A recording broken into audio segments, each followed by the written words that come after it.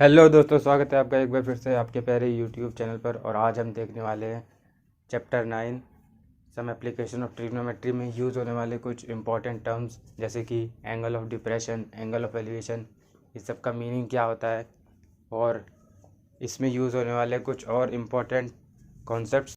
तो इस चैप्टर में हम पढ़ेंगे कि जो ट्रिग्नोमेट्रिक रेशियोज़ हैं जो हमने chapter number 8 introduction to trigonometry में सीखे थे, उनका रियल लाइफ की सिचुएशन में हम किस तरीके से यूज़ कर सकते हैं। जैसे कि बेसिकली जो हमारा ट्रिग्नोमेट्री का जो डेवलपमेंट हुआ था वो एस्ट्रोनॉमी से रिलेटेड प्रॉब्लम जैसे कि मून और अर्थ के बीच का डिस्टेंस, या फिर सन और अर्थ के बीच का, या फिर किसी भी दो स्टार या प्लैनेट के बीच का डिस्टेंस निकालने के लिए हुआ था। बट इस चैप्टर में हम सिर्फ और सिर्फ डेली लाइफ से रिलेटेड कुछ छोटी छोटी प्रॉब्लम्स में ट्रिग्नोमेट्री का यूज़ देखेंगे, जैसे कि बिल्डिंग की हाइट निकालना या फिर किसी टावर की हाइट निकालने से रिलेटेड प्रॉब्लम्स। तो उसके लिए हमें कुछ बेसिक टर्म्स जो ट्रिग्नोमेट्री में यूज़ होती हैं उनके बारे में पता होना चाहिए, जैसे कि एंगल ऑफ एलिवेशन क्या होता है, एंगल ऑफ डिप्रेशन क्या होता है, या फिर लाइन ऑफ साइट क्या होता है। तो चलिए सबसे पहले हम देखते हैं कि एंगल ऑफ एलिवेशन क्या होता है।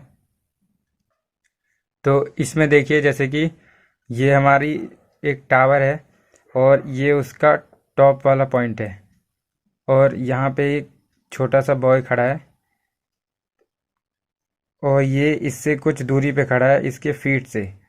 ठीक है, तो अगर हमें यहाँ पे बताना हो कि एंगल ऑफ एलिवेशन क्या होगा, तो देखिए अगर ये बॉय है तो इस बॉय की मान लीजिए ये कुछ हाइट है और उस हाइट पे इसकी आइज़ है, तो अपनी आइज़ को इसको ये देखिए ये इसका हॉरिजॉन्टल लेवल हो गया। जो ये ग्राउंड है उस ग्राउंड के जो पैरेलल ये लाइन है उसकी जो आइज से पास हो रही है वो इसका हो गया हॉरिजॉन्टल लेवल। तो इस हॉरिजॉन्टल लेवल से उसको इस टॉप की जो पॉइंट है इसे देखने के लिए अपनी आइज को कितना डिग्री से अपना ऊपर उठाना पड़ेगा, वही होगा इसका एंगल ऑफ एलिवेशन। तो यहाँ पे इसका एंगल ऑफ एलिवेशन किसको बोलेंगे कि हॉरिजॉन्टल लेवल से इस बॉय को बिल्डिंग का टॉप पॉइंट देखने के लिए कितना अपनी आइज को ऊपर की ओर मोड़ना पड़ा। तो ये हमारा क्या हो जाएगा, एंगल ऑफ एलिवेशन। और इसी में लाइन ऑफ साइट क्या होगा हमारा, इस ये लाइन जिस लाइन के अलोंग ये बॉय इस टॉप वाले पॉइंट को देख रहा है उसी लाइन को बोलते हैं हम लाइन ऑफ साइट। देखिए नाम से पता चला लाइन ऑफ साइट, मतलब जिस लाइन के अलोंग पॉइंट को देखा जा रहा है। जैसे कि इस टॉप को ये बॉय अपनी आइज से इस लाइन के अलोंग देख रहा है तो इसको बोलेंगे लाइन ऑफ साइट। और जितना हॉरिजॉन्टल लेवल से इसने अपनी आइज को ऊपर बेंड किया उसको बोलेंगे एंगल ऑफ एलिवेशन। एलिवेटर मतलब क्या होता है, जो ऊपर की ओर ले जाए, जैसे कि लिफ्ट एलिवेटर का काम। तो वैसे ही एलिवेशन मतलब एक तरीके से ऊपर की ओर। तो ये अपनी आंखों को ऊपर की ओर कितना मोड़ेगा उसे बोलते हैं एंगल ऑफ एलिवेशन। ठीक है, हॉरिजॉन्टल लेवल से लाइन ऑफ साइट का जो एंगल बनता है उसको बोलते हैं एंगल ऑफ एलिवेशन। अब उसी तरीके से देखते हैं कि एंगल ऑफ डिप्रेशन क्या होता है। तो जैसे कि मान लीजिए यहाँ पे हमें दिखा रखा है कि एक बिल्डिंग है, उस बिल्डिंग में एक बच्चा खड़ा है। अगर उस बच्चे को ये बाहर धरती पे कोई ऑब्जेक्ट दिखता है तो उसको उस ऑब्जेक्ट को देखने के लिए ये जो उसकी आंखों का हॉरिजॉन्टल लेवल है, ये लाइन उसकी आंखों से जो पैरेलल लाइन ग्राउंड को बनेगी उसको बोलेंगे हॉरिजॉन्टल लेवल।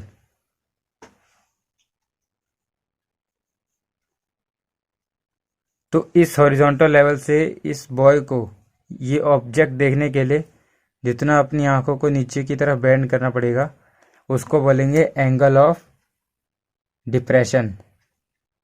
ठीक है, जितना अपनी आंखों को ये बॉय हॉरिजॉन्टल लेवल से नीचे बेंड करेगा उसको बोलेंगे एंगल ऑफ डिप्रेशन। और ये बॉय इस ऑब्जेक्ट को इस लाइन के अलोंग देख रहा है, ये स्ट्रेट लाइन के अलोंग, तो इसको क्या बोलेंगे लाइन ऑफ साइट। तो हम क्या कह सकते हैं कि हॉरिजॉन्टल लेवल और लाइन ऑफ साइट के बीच का जो एंगल होगा उसको क्या बोलेंगे, एंगल ऑफ डिप्रेशन। ये देखिए एंगल ऑफ डिप्रेशन में ये एरो किस तरफ जा रहा है, नीचे की ओर, मतलब हमें आइस को नीचे की ओर बेंड करना पड़ता है। और एंगल ऑफ एलिवेशन में एरो किस तरफ जाता है, ऊपर की ओर, मतलब हमें आइस को ऊपर की ओर बेंड करना होता है।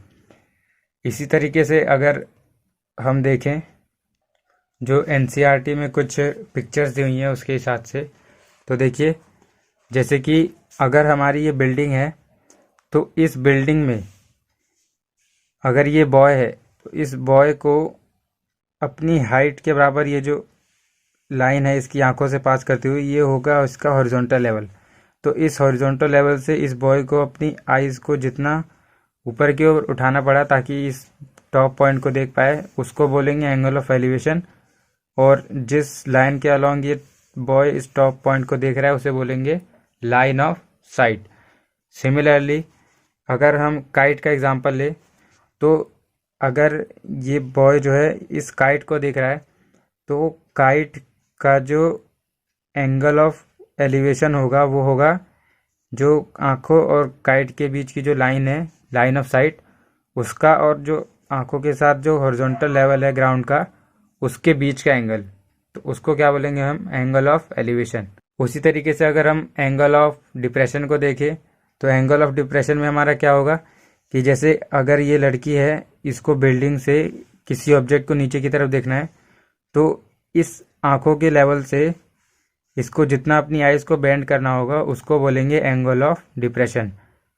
या फिर जो हॉरिजॉन्टल लेवल है और लाइन ऑफ साइट, मतलब जिस लाइन के अलोंग ये ऑब्जेक्ट को देखा जा रहा है उसके बीच का जो एंगल होगा उसको बोलेंगे angle of depression. I hope अब ये क्लियर होगा कि angle of depression, angle of elevation और लाइन ऑफ साइट क्या होते हैं। तो अब हम देख लेते हैं कि ट्रिग्नोमेट्रिक रेशियोज जो होते हैं एक बार फिर से उनको रिवाइज कर लेते हैं। तो चलिए दोस्तों अब हम जान लेते हैं कुछ स्पेसिफिक ट्रिग्नोमेट्रिक रेशियोज जो हम इस चैप्टर में अपने एग्जांपल्स में फ्रीक्वेंटली यूज़ करेंगे। जैसे कि हमारा साइन थीटा की वैल्यू किसके बराबर होती है या फिर कॉस थीटा की वैल्यू किसके बराबर होती है। तो देखिए अगर हमने एक राइट एंगल ट्राइंगल लिया और उसमें हमने एक एंगल थीटा इसको माना, तो थीटा के जो सामने वाला साइड होगी उसको क्या बोलेंगे हम, परपेंडिकुलर। थीटा के जो साथ में छोटी साइड होगी उसको क्या बोलेंगे हम, बेस। और जो हमारी सबसे बड़ी साइड है ट्राइंगल की उसको क्या बोलेंगे हम, हाइपोटेनस। ठीक है, ये तीनों टर्म्स है एक ट्राइंगल में। अब देखिए तो इस ट्राइंगल में साइन थीटा की वैल्यू क्या होगी, sine theta is equal to होगा हमारा perpendicular upon hypotenuse, perpendicular upon hypotenuse. और फिर उसके बाद हमारा आता है कॉस थीटा। कॉस थीटा की वैल्यू क्या होगी हमारी, base upon hypotenuse. Third trigonometric ratios है जो कि है टेन थीटा। तो टेन थीटा की वैल्यू हमारी क्या होगी, परपेंडिकुलर अपॉन बेस या फिर sine theta upon cos theta. तो इन्हीं तीन टर्म्स का हम फ्रीक्वेंटली यूज़ करने वाले हैं। अब हम देखते हैं कि साइन थीटा की डिफरेंट वैल्यूज़ पे क्या क्या वैल्यूज़ होती हैं, कॉस थीटा की अलग अलग थीटा पे क्या क्या वैल्यूज़ आती हैं और टेन थीटा की। तो देखिए इस टेबल में देखिए यहाँ पे अगर हमारा साइन थीटा में थीटा अगर 0 डिग्री हुआ तो हमारी साइन की वैल्यू कितनी होती है, 0। अगर थीटा हो गया हमारा 30 डिग्री तो हमारा साइन थीटा की वैल्यू कितनी होती है, हाफ। सिमिलरली बाकी सब वैल्यूज़ भी इस टेबल में लिखी हुई हैं, आप एक बार इसको देख सकते हैं।